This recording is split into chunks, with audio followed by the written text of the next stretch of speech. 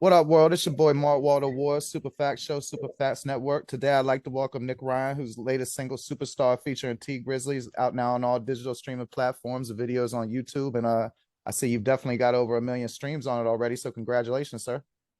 I appreciate that. Yeah, it's the first single I released, and it's done really well, so I appreciate that. Oh, damn, that must be a big feeling. Then how did for the first single? That's a pretty good collab, especially being from the Detroit area. How'd that come about?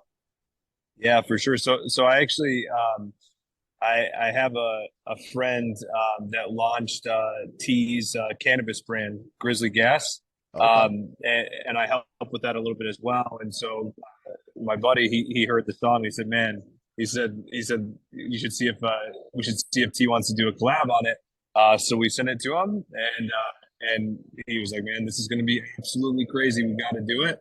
And then we did it. That's how it happened. Very blessed that that happened. So, other than Superstar, what would you say your favorite Tee Grizzley song is? Yeah, first day out all day long. Yeah, that's a strong one.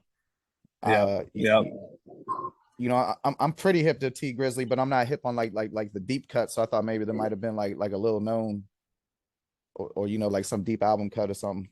But yeah, that first day out's a monster. Yeah, I mean, look, being from Detroit, it's an anthem for the city, and so if you're going to ask me that question, that's the answer I'm going to give you every single time. And it's what blew him up, but it blew him up for a reason. Everybody in the city loves that song. Agreed. Shit, I still listen to that at least like 10, 15 times a year. That shit'll get you hyped. Yeah, 100%. So, I know it's in your bio. It said you was rapping since 10, and I'm curious when you was 10 years old, what was you rapping about, brother? What was the hooks and the subject matter and all that? Yeah, so when from the time I was probably 10 to like 15, it was just always battle rapping, just super raw on the corner, at school, at the club that I was, way too young to be in, battle rapping and destroying people. And I've always been super competitive, so that came easy, for me. And then from the time I was like 15, 16, that's when I got my first 8 track and I started actually recording songs. But the hooks and subject matter back then, man, it's whatever I was dealing with. I was the ADD kid. So it was talking about how much I hated school, how much I disliked, my teachers. It was talking about the frustrations of being, labeled ADD and not being able to focus. So that was the subject matter back then. And that's pretty solid. Going back to that same bio, it said you took off time to pursue your entrepreneurial goals. And I'm curious, do you find in the business world that a lot of those same ADD quote unquote traits that were considered like problematic and like a rigid school system are actually helpful in the business world? A thousand percent. I was the kid that was put on Adderall when I was like 12 years old. And I took it from the time I was 12 to the time I was about 22, 23. And what made me realize it was so bad for you is I finally had a doctor that said, "Hey, I got to do an EKG every time I write your script for you because it's so bad for your heart." Damn. And to think that as a kid getting put on that is kind of crazy. But yeah, now that I look back, it was just I didn't fit. I was the square peg trying to go in the round hole, and people just didn't know how to relate to me because the fact of the matter is, I've done some things. I didn't go to college, and the fact that I can switch from subject to subject and do multiple things at once and work through things quickly. Um, it, you know, I wouldn't call myself ADD anymore. That's what I was called, but it's just because I didn't fit the picture. But no, it's been super helpful with my entrepreneurial career. It's been super helpful with music and being able to flip my brain from, hey, I got to be very focused on one thing to, hey, I'm going to be super creative now. And it's a fast pace, and so yeah, I can definitely see how that's benefited me and how the rigid school system just didn't work. Man, well said, brother. I never thought of it like that. That's crazy about the EKG and the Adderall. Like you would think that well, I mean, I guess that's why shit like that happened. I was gonna say you would think that more people would know about that, but I guess they don't want more people to know about that. Yeah, 100%. You and I are on the same page, and I think that doctor for doing that because she was doing that for a purpose. Like, hey, I will write this script, but I'm going to make you take this test. And why do I have to take this test? You don't know how bad this is for your heart. So But I mean, on the flip side, Man, there's probably doctors that don't even care, never even run the EKG, and just be giving the Adderall out. So, I mean, I guess there's always shades of gray, right? 100%, man. It's, sad to say, but the gross majority of this is all just very money focused, and how do we keep that money pumping? Is that the type of stuff that led you into the cannabis business? Um, so multiple things, but that's one of them. I mean, look, my entry into the cannabis business was actually much more based off of real estate and licensing, and through my real estate career as an entrepreneur. Once I got into it, though, I'll never forget. I was driving, out of a facility that we had, and I was passing a liquor store, and I vividly remember this. I looked over at the liquor store and I said, "Man, they that store right there sells hard liquor and everything else, and they sell candy.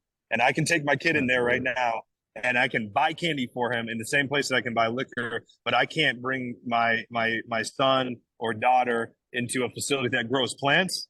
Like what's up with this stigma? You see what I'm saying?" And then Yeah. I also I had a gentleman that leased space from us in one of the facilities that we built, and he was a neurosurgeon, super super respected neurosurgeon. He said, "Ryan, I can't cure people from seizing. I give them Rob Simpson oil and RSO, and they stop seizing." He said the most frustrating part about that is I'm not allowed to figure out why it does that, and I'm not allowed to prescribe it. And so when you hear stuff like that, it's just, I mean, honestly, it makes you angry, because it's super super super sad, and there's so many different medical conditions that can be treated with a natural plant that grows from Mother Nature, but there's so much stigma around it. It's hurt a lot of people. And the business come before the medical, right? Yeah, exactly. So those entrepreneur goals you were chasing, a lot of that involved real estate. Yeah, a lot of different things, but a lot of it was rooted in real estate, some marketing, and advertising stuff as well, and but mostly just real estate and development. Yeah, and then now most recently cannabis. So clearly you've always been a student of hip hop. What do you think's a error that a lot of artists make in marketing that you would have observed while you were entrenched in your career in marketing, still watching rap before you got involved in it? Oh, so you're saying what's an You area were that doing people? marketing, you know what I mean, Yep, and yep. and obviously you're immense in that world, so you know about it. But I could tell you probably always kept your eyes on hip hop, and I was wondering if you used to look at it and be like, man, if they just do this, they would get that, Oh like a yeah, common yeah, yeah. mistake. No, but no, no, 1,000%. Um, I mean, one very, very simple thing is, people need to know very clearly within the first 30 seconds who you are and what you represent. And I think so many guys, miss on that on a high level. And that first 30 seconds, that first 15 seconds, you need to capture your audience. You need to make sure they understand, what's this music and who are you. And if you don't, then you lose them quickly.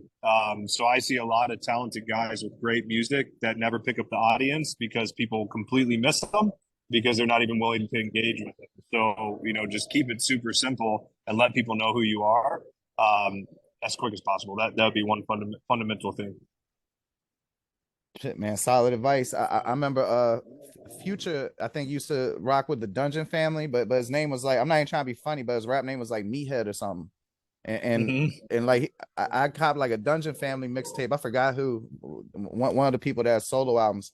And like his verses stood out like three times, but he never said his name and there was no track listing. And then like Yep. when he came out and blew up his Future, he kept sounding familiar to me until I heard I forgot homeboy name. Homeboy came out of prison and was like, I knew him as Meathead. And then all the little blogs was talking about it. But if he had said his name, maybe the whole free bands thing would have happened like 3 years earlier, because it was standout back even back then. Yeah, 100%. You have to. I mean, look, as an artist, yeah, you're a brand. You got to become very careful with that, and you got to represent your brand at every opportunity that you get. But I mean, we gotta talk about Nick Ryan and let you represent your brand. You know, um, Mhm. the Tee Grizzley song might be your first, quote unquote single, but those songs you got on Spotify are pretty strong. You definitely got a good, I guess ear would be the right way to put it, a good ear on what artists will sound good with you.